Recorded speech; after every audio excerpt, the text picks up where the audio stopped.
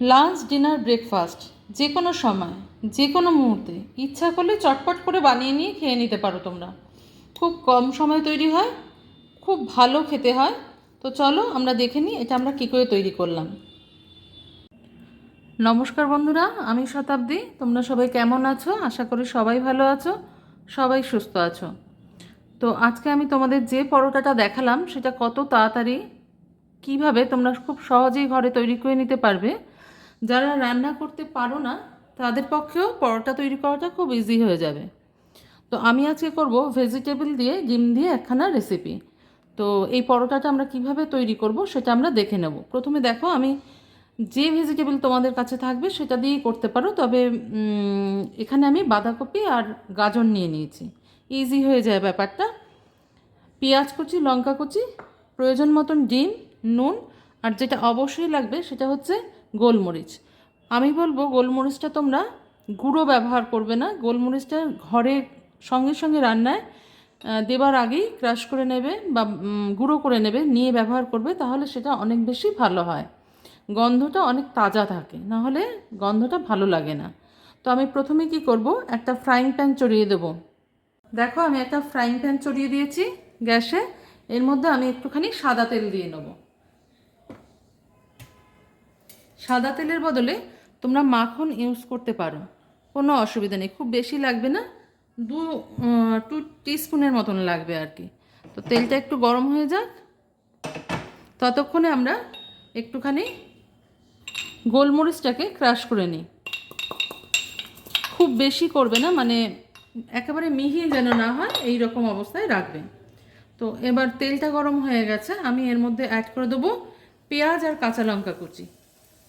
খুব ঝটপট হয়ে যায় রান্নাটা। ব্রেকফাস্ট, লাঞ্চ বা ডিনারে যখনই তোমাদের পছন্দ হবে তখনই তোমরা এটা কিন্তু খেতে পারো। তা পেঁয়াজটা আমাদের পুরোপুরি ভাজতে হবে না,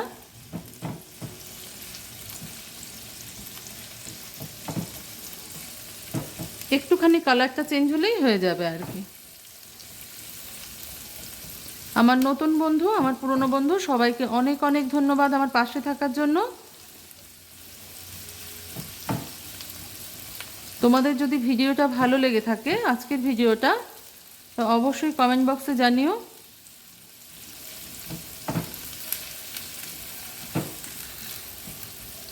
তো পেঁয়াজটা দেখো আমাদের ভাজা ভাজা হয়ে গেছে।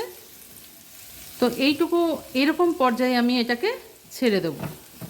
এর মধ্যে এবার মিশিয়ে দেবো হচ্ছে গাজর, আর মিশিয়ে দেবো হচ্ছে বাঁধাকপি। আমি এ দুটো দিয়েই করলাম, তোমাদের কাছে যদি ক্যাপসিকাম থাকে অ্যাড করতে পারো, ভালো লাগবে খেতে। তো এটাকে নাড়িয়ে চাড়িয়ে আমি একটুখানি নুন অ্যাড করে দেবো, যাতে এটা তাড়াতাড়ি হয়ে যায়। তবে নুনটা তোমরা এখানে প্রয়োজন মতন দেবে, কারণ কি বাঁধাকপির থেকে জল ছাড়বে আর বাঁধাকপিটা কমে যাবে পরিমাণে, তো সেক্ষেত্রে নুনের ব্যবহারটা একটু কমই করতে হবে। এছাড়া এখানে আমি আরেক রকমের একটা মশলা ব্যবহার করব, সেই জন্য আমি বললাম। তো নুনটা আমি দিয়ে দিই খুব সামান্য, লাগলে আমরা পরে অ্যাড করে নিতে পারবো। তো নুনটা দিয়ে একটু নাড়াচাড়া করে, আর কেউ যদি রঙিন করতে চাও এটার মধ্যে কিন্তু একটু হলুদ অ্যাড করে দিতে পারো। তো এটা কিছুক্ষণ হয়ে যাক, চাপা দিতে হবে না, কিচ্ছু করতে হবে না, এরকম খালি অবস্থাতেই এটা কিছুক্ষণের জন্য হতে থাক। বাঁধাকপিটার মধ্যে আমি একটু অ্যাড করে দেবো টেস্ট মেকার। তোমরা যে কোনো কোম্পানির টেস্ট মেকার ইউজ করতে পারো বা কিচেন কিং মশলা ইউজ করতে পারো, ফ্লেভারটা খুব ভালো আসে তাহলে। তো বাঁধাকপিটা আমাদের হয়ে গেছে, এটা দিয়ে একটু নাড়িয়ে নিলাম।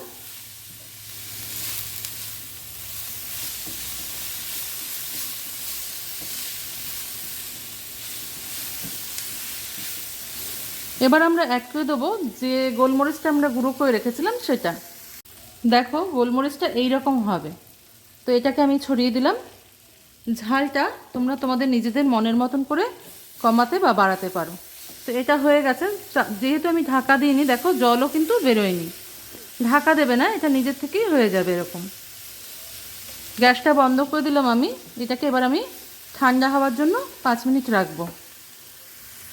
যেই বাটির মাপে আমি সব কিছু নিয়েছি সেই বাটির মাপেই আমি 1 বাটি ময়দা নিয়ে নিলাম এখানে। তোমরা ময়দার বদলে আটাও ব্যবহার করতে পারো, তবে এখানে ময়দা দিলে খেতে বেশি ভালো লাগে। দিয়ে দেবো পরিমাণ মতো নুন, খুব সামান্য একটু দেবে। আচ্ছা, এবার আমি এই যে ডিম 3টে রেখেছিলাম এটা এর সঙ্গে যোগ করব যে সবজিটা আমি রেখেছি আগে সেটা। সবজিটাও ঠান্ডা হয়ে গেছে, এবার আমি এটা এর সঙ্গে অ্যাড করে দেবো।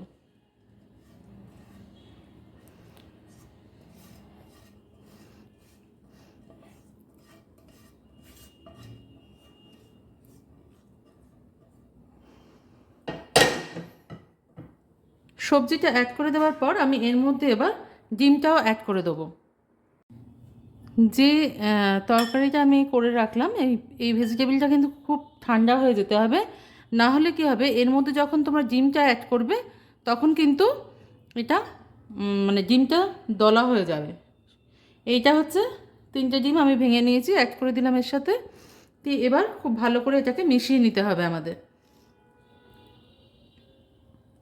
খুব ভালো করে মিশিয়ে নেবে।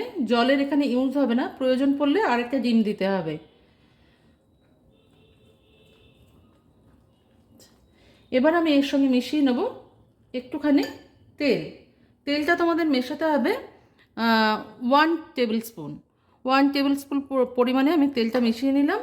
এবার আমি এটাকে ভালো করে আবার মিশিয়ে নেব এটার সঙ্গে, যাতে কোনো লাম্পস না থাকে।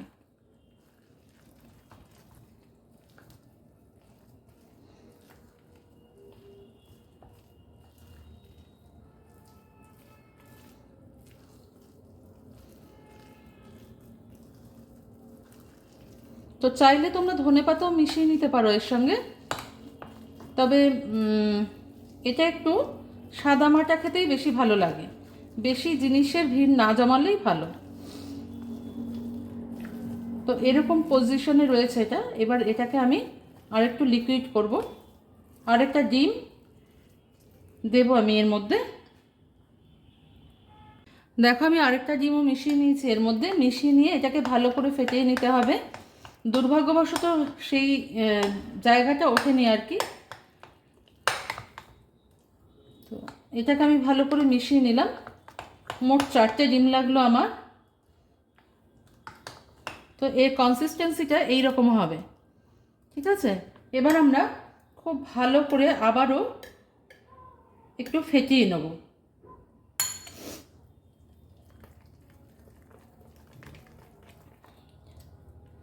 এটা আমাদের রেডি হয়ে গেছে।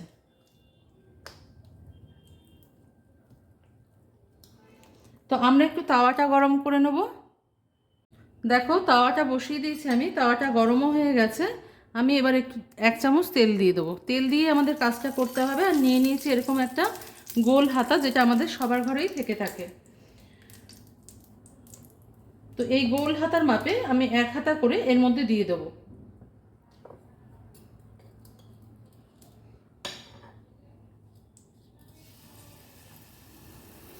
দিয়ে ভালো করে হাতা দিয়ে বা খুন্তি দিয়ে যা দিয়ে হোক তোমরা একটু স্প্রেড করে দেবে। এর থেকে বেশি পাতলা করবে না, তাহলে খেতে ভালো লাগবে না বেশি পাতলা হয়ে গেলে। এরকমভাবে আমি এটাকে একটু স্প্রেড করে দেবো চারিদিকটা।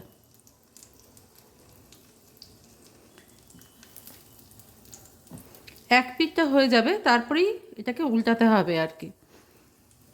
তোমাদের সবার যদি এই রেসিপিটা ভালো লেগে থাকে অবশ্যই লাইক করো, শেয়ার করো, কমেন্ট করো। আমি তোমাদের সবার কমেন্টের উত্তর দিই, চেষ্টা করি সময় মতন দেবার।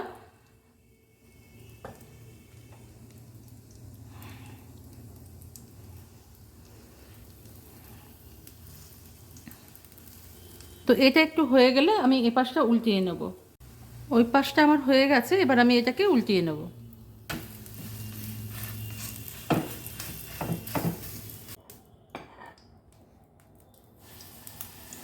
দিয়ে এটাকে ছড়িয়ে দেবে। সব জায়গা না সমানভাবে ছড়াবে, না হলে একটা দিক মোটা থেকে যাবে আর একটা দিক পাতলা থেকে যাবে। সব দিকটা সমানভাবে স্প্রেড করে নেবে, খুন্তির সাহায্যে করে নেবে। আমার সবকটা পরোটাই ভাজা হয়ে গেছে। আমার হাতটা অবশ্যই ভালো করে ধোয়া আছে, কারণ এটা একটা হেলদি হ্যাবিট। পরোটাগুলো এতটাই নরম হয়েছে দেখো। তো খুব ঝটপট, খুব তাড়াতাড়ি তোমরা কিন্তু বাড়িতে টিফিনের জন্য এটা বানিয়ে নিতে পারো। লাঞ্চেও খেতে পারো, ডিনারেও খেতে পারো, যেমন তোমাদের ইচ্ছা।